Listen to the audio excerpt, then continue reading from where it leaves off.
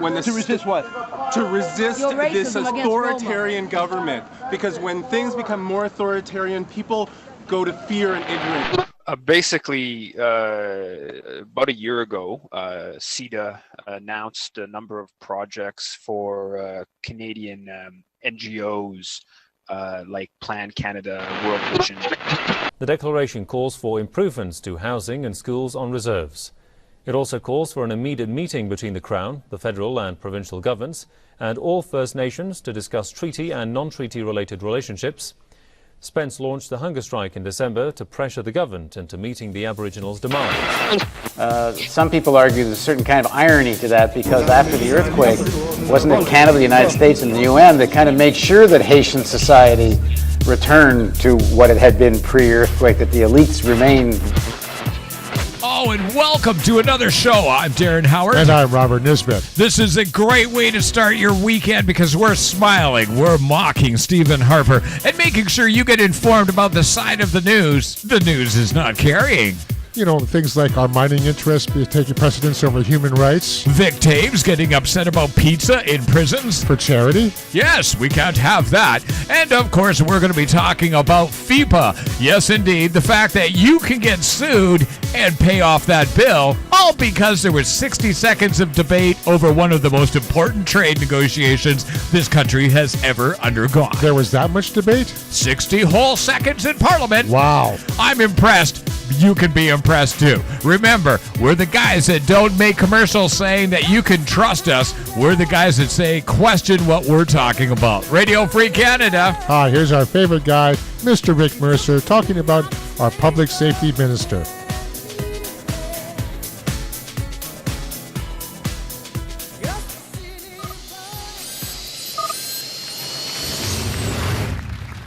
Canada's Minister of Public Safety, Vic Taves, got some startling news recently. Vic found out that prisoners in our federal system, prisoners occasionally get permission from the wardens to pool their money and buy pizza out of their work accounts. Now, this is a big expense for prisoners because they make about $54 every 2 weeks. But then they take the pizza and resell it to the inmates who have already paid for it, and they make money on the whole deal. And then it gets worse, and this is the part that Vic really hates.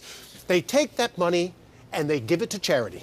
Boys and Girls Club, CNIB, UNICEF, something called the Children's Wish Foundation of Canada, which, let's face it, sounds very suspicious. Well, when Vic heard this, he hit the roof. He wrote the head of Corrections Canada, said this was ridiculous, this was coddling prisoners, the whole thing must come to an end. And I do not blame him, because it is a slippery slope, my friends.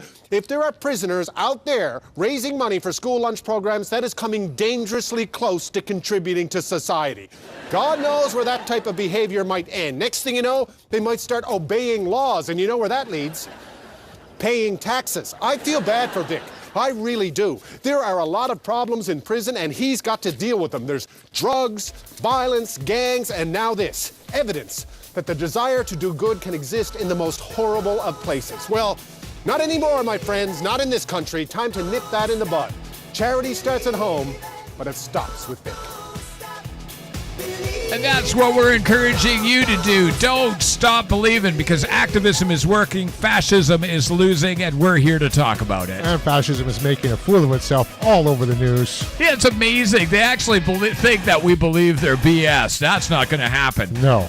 And, of course, we've got the news as Harperites are getting mocked abjectly. And remember, the international audience out there doesn't pay attention to the propaganda on CBC or CTV. Actually, or CNN or Fox News Network, or Fox News North, known as Sun News Network.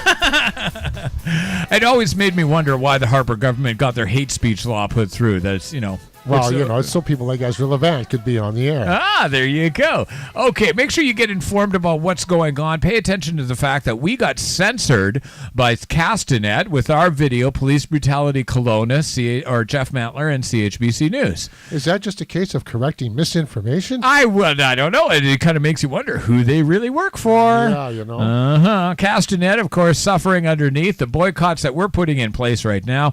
We've contacted some advertisers and told them we're going to start supporting your competition until you remove your advertising from Castanet. More news on that coming up next, but let's run this. Okay. So there's a controversy brewing in Canada as we speak. The Minister of International Cooperation and Trade, I guess his name is Julian Fantino, who used to be the Ontario Police Commissioner. People may have heard his name on the Real News because he used to be involved. He was very involved in the G20 events that led to the arrests of over 1,000 people. But now he's a minister in the Harper government. And he announced that CEDA, which is the arm of the Canadian government that gives money away that's supposed to be used to reduce poverty, he's saying CEDA needs to work more closely with, facilitate, perhaps even co-invest with Canadian mining companies and energy extraction companies, and Haiti is one of the targets for this. So what is this controversy all about? Basically, about a year ago, CEDA announced a number of projects for Canadian NGOs like Plan Canada, World Vision, to work with mining companies like Barrick Gold, IM Gold. Basically, the point of the aid projects is to pacify local opposition to the mining company. And what's happened in recent days is that Fantino, the minister, has come out, made a couple of public declarations saying very explicitly, this is the new direction for CEDA.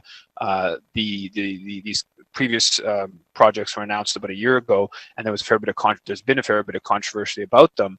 But now there's sort of a solidification of that process, and conservative MPs in the Standing Committee on International Development in the House of Commons have put forward a report saying that they would want to solidify the relationship between the aid agency and the Canadian extractive industries. So the point here is people are concerned that CEDA money now, and Haiti is, we're going to focus on Haiti, is the second largest recipient of Canadian foreign aid money after Afghanistan, but that in Haiti and places like this, decisions of where CEDA money will go will have to do more with what makes a mining or Canadian extractive industry look good, rather than what's going to be most effective in terms of poverty reduction. Once again, we want you to get informed, tying mining interests to aid.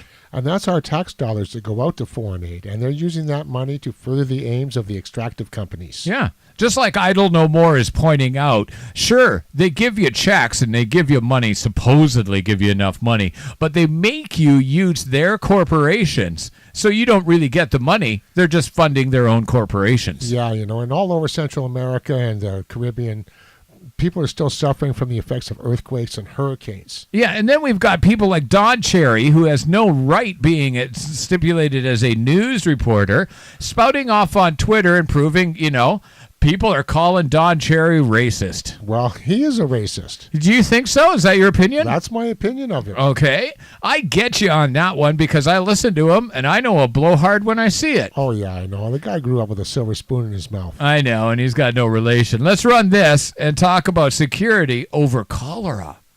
In Canada, a prominent tribal chief says she will end her 6-week hunger strike over Aboriginal rights.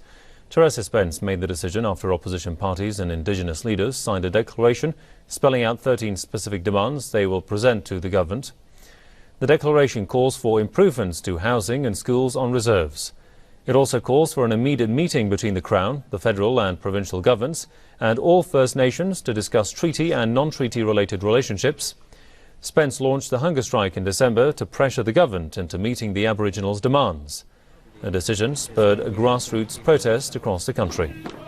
Press TV's Joshua Blakey, our correspondent, joins me from Calgary. Joshua, what else do we know about the Aborigines' demands, their demands that they've put forward? And what is the chance that the Canadian federal government respect these demands and guarantee them?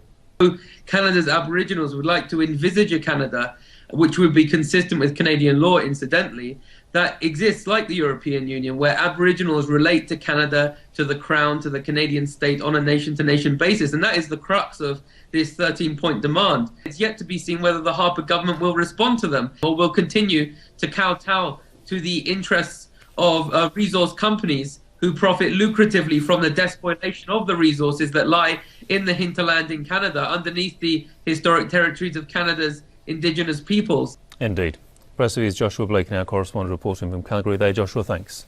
So, of course, our business interests are being viewed exactly the way they should be overseas. And nobody's talking about the fact that the UN brought the cholera to Haiti. But we are, and, that's one of the reasons why we need to keep Radio Free Canada going. Well, they happen to hide behind their walls instead of actually going out and engaging with the people, too, and actually helping the people there in that country.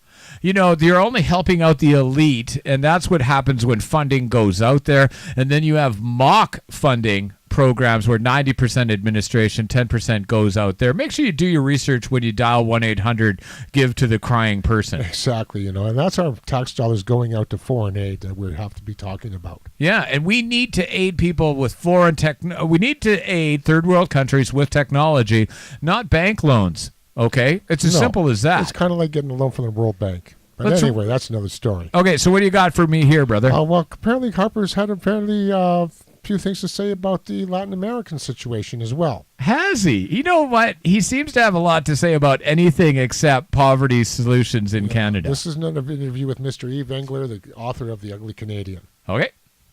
Welcome to the Real News Network. I'm Paul Jay in Baltimore. The Canadian Cabinet Minister, who is in charge of the Canadian International Development Agency, has said he is going to review Canada's aid to Haiti, suggesting they might suspend new money for Haiti. And here's what he said. Our government has a responsibility to maximize the value of Canadian taxpayers' dollars. However, we remain concerned with the slow progress of development in Haiti, in large part due to weaknesses in their governing institutions. Now joining us to talk about development in Haiti and what he thinks of the Canadian minister's statement is Mark Weisbrod. Mark is co-director of the Center for Economic and Policy Research in Washington, D.C. When Canada talks about the failure of Haitian institutions, some people argue there's a certain kind of irony to that because after the earthquake, wasn't it Canada, the United States, and the UN that kind of made sure that Haitian society returned to what it had been pre-earthquake, that the elites remained in power and the various institutions remained essentially serving those elites?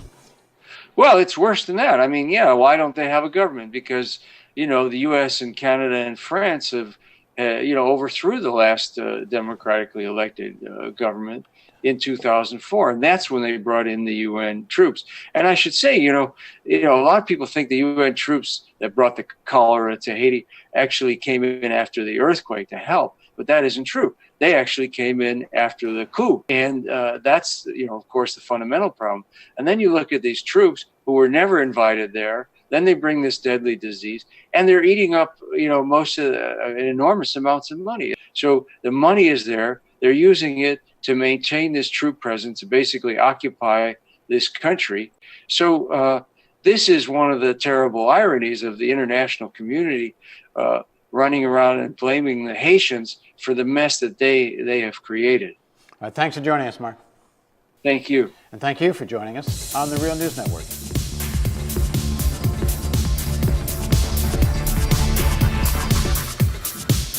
And make sure that you get informed about what's going on. Question us, because we are not the final word. And it seems the Conservative government just can't help trashing Canada's reputation around the world. We are being put on the wrong side of history by Stephen Harper and his cronies. There's no accountability. There's no transparency. But there's lots of censorship. Oh, yes. And we're experiencing it ourselves due to Castanet.